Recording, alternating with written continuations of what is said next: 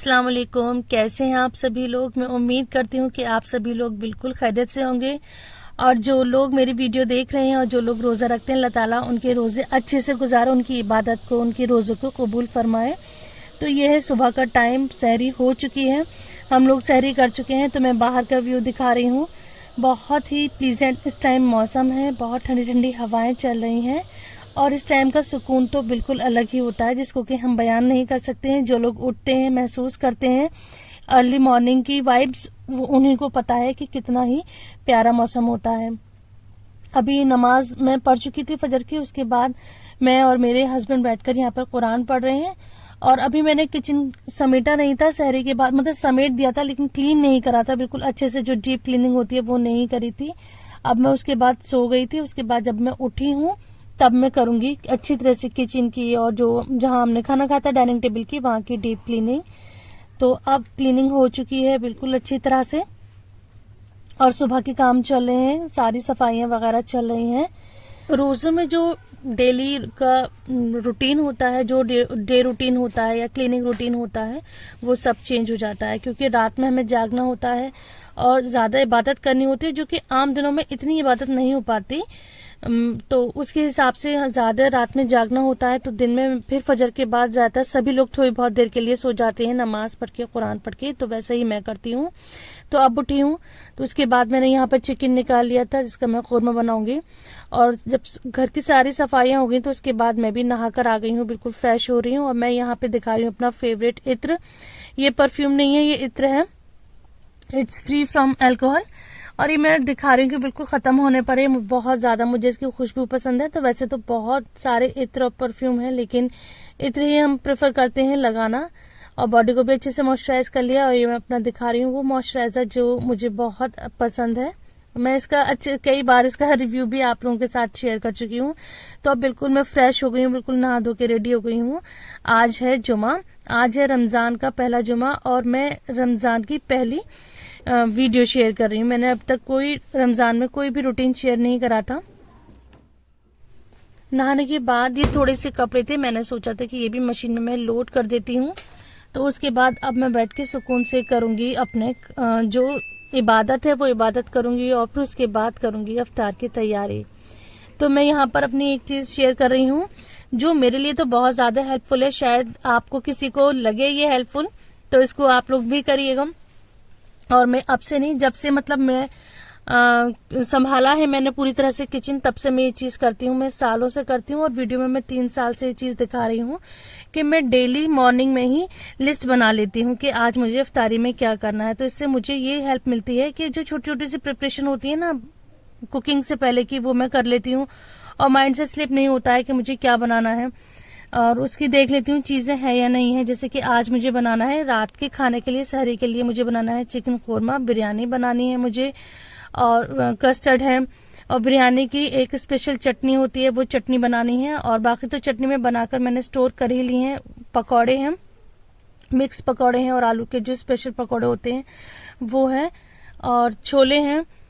तो ये सारी चीजें मैं नोट डाउन कर लेती हूँ, मतलब जो जो मुझे बनाना है वो। और शाही टुकड़े हैं, तो आज का जो मेन मैंने अफ्तार बनाई थी, मैंने अफ्तारी कम रखी है, तो मैंने शाही टुकड़े और बिरयानी की चटनी ये है, और साथ में थोड़े से पकौड़े। फ्रूट्स में फ्रूट चाट, फ्रूट क्रीम या कस्टर्ड हो ही जाता है। तो इस तरह से मैं लिस्ट बना के रख लेती हूँ। तो ये लिस्ट में लगा लेती हूँ किचन में, ऐसा मैं सालों से करती चली आई हूँ और मुझे बहुत हेल्प रहती है। और मेरे बच्चों को भी पता है कि उन्हें बार बार पूछना नहीं पड़ता कि आज अफ्तार में क्या है, वो लिस्ट देख लेते, कहते हैं लिस्ट आउट हो गई है, मम्मा की लिस्ट आउट होती है, मम्मा की लिस्ट आउट हो गई है, तो वो जाके किचन में खुद चेक कर लेते हैं। तो ये जो मैं लिस्ट बनाती हूँ फैमिली की चॉइस के हिसाब से ही बनाती हूँ कि बच्चे क्या खाते हैं, हस्बैंड क्या खाते हैं या पापा क्या खाते हैं, उसको माइंड में रखते हुए बनाती हूँ। ये बाकी और दिनों की, क्योंकि आज माशाल्लाह से 5वां रोजा है, तो ये लिस्ट बनकर जो बाकी दोनों की लिस्ट है पहले दूसरे तीसरे रोजे की, ये वो है। इस तरह से मैं कलेक्ट करती जाऊंगी, फिर बाद में उनको एक साथ फेंक दूंगी। तो ये चीज मैं करती हूँ, मेरे लिए बहुत हेल्पफुल है। हो सकता है शायद आपको किसी को भी लगे ये हेल्पफुल, तो आप लोग भी इसको ट्राई करके देखिएगा। अब मैं आ गई हूँ अपने घर की ऊपर वाले फ्लोर पर। तो यहाँ पर ये बैठी हुई है डव, ये शायद पानी के इंतजार में है। तो मैंने देखा था कि जो पानी का इनका पॉट है वो उसमें बहुत थोड़ा सा पानी था, तो मैं इसको भी फिल कर रही थी। और टेरेस पर मैं इनका दाना डाल देती हूँ। तो और यहाँ पर मैं पानी रखती हूँ, थोड़ा पानी, एक पॉट में पानी ऊपर रखती हूँ और एक पॉट में पानी यहाँ पर रखती हूँ। मैं आई थी तो पौधों को भी चेक कर लिया, तो पौधों में पानी डाल दिया था। पौधों की केयर करना, पौधों में पानी डालना, इनकी देखभाल करना, इनकी प्रूनिंग करना, कटिंग करना, ये सारी जिम्मेदारी मेरी है और मेरे पापा की है। और बाकी घर में किसी को कोई इंटरेस्ट नहीं है प्लांट में, ना ही मेरे बच्चों को कोई इंटरेस्ट है और ना ही मेरे हस्बैंड को कोई इंटरेस्ट है। तो जितनी भी है इसकी देखभाल करते हैं वो मैं करती हूँ या फिर मेरे पापा करते हैं। तो अब जुमे का दिन है, पापा चल दिए हैं मस्जिद के लिए, वो भी नहा धोकर बिल्कुल फ्रेश हो गए थे। तो वैसे ही पापा हर नमाज में बहुत जल्दी जाते हैं और ये तो फिर रमजान की नमाज है और फिर जुमे का दिन है, तो पापा काफी देर पहले ही मस्जिद में जा चुके हैं।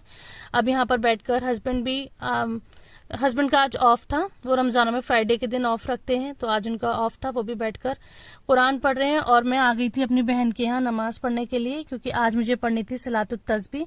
ये नमाज थोड़ी लंबी होती है, मुझे अच्छा लगता है, बचपन से ही मुझे पसंद है कि मैं किसी के साथ पढूं। शादी से पहले मैं अपनी बहनों के साथ पढ़ती थी, शादी के बाद मैं अपनी नंदों के साथ पढ़ती हूँ। और अब जब सब अपनी अपनी फैमिलीज में रहते हैं, तो मैं आपको अपनी वीडियोस में बता चुकी हूँ कि मेरी नंद का घर बिल्कुल 2 कदम पर है और मेरी बहन का घर बिल्कुल 1 कदम पर है। तो मैं नमाज पढ़ने के लिए आ गई थी अपनी बहन के घर, यहीं पे बैठ के फिर हम लोगों ने थोड़ी देर कुरान पढ़ा था। उसके बाद फिर फौरन ही मैं अपने घर आ गई थी, क्योंकि अब मुझे इफ्तार की तैयारी करनी थी। जैसे कि मैं लिस्ट बना चुकी थी, तो मेरा माइंड सेट रहता है कि हाँ मुझे ये करना है, तो उसकी मैं प्रिपरेशन कर लेती हूँ। मेरी लिस्ट बन जाती है तो मुझे बहुत ही फिर वो आसान रहता है। तो मुझे मीठे में आज बनाने थे शाही टुकड़े, तो सबसे पहले मैंने आज मीठे की ही तैयारी करी है। तो शाही टुकड़े के लिए मैंने ब्रेड को फ्राई कर लिया है। तो ये मीठा ऐसा होता है कि बन भी बहुत जल्दी से जाता है और पसंद भी सबको बहुत ज्यादा आता है। इधर मैं मीठा मतलब चाशनी बना रही हूँ। एक भगोने में मैंने चाशनी बनाने के लिए रख दी और एक पैन में मैं ब्रेड को फ्राई कर लूंगी।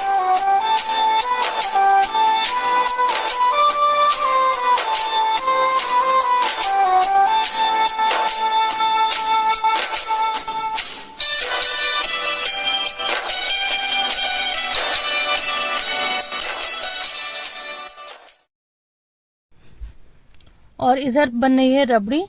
मैं ब्रेड के ऊपर रबड़ी डालूंगी, मतलब पहले ब्रेड को मैंने फ्राई कर लिया, फिर उसको मैंने चाशनी में जो हमने शुगर सिरप बनाया था उसमें डिप करके इनको ट्रे में हम सेट कर लेंगे। उसके बाद जब ये सेट हो जाएंगे तो इसके ऊपर हम अच्छी तरह से रबड़ी डालेंगे। उसके बाद मैंने क्रश करे हुए बादाम और काजू डाल दिए हैं, और मेरे पास ये रेड कलर की टूटी फ्रूटी थी तो ये डाल दी थी।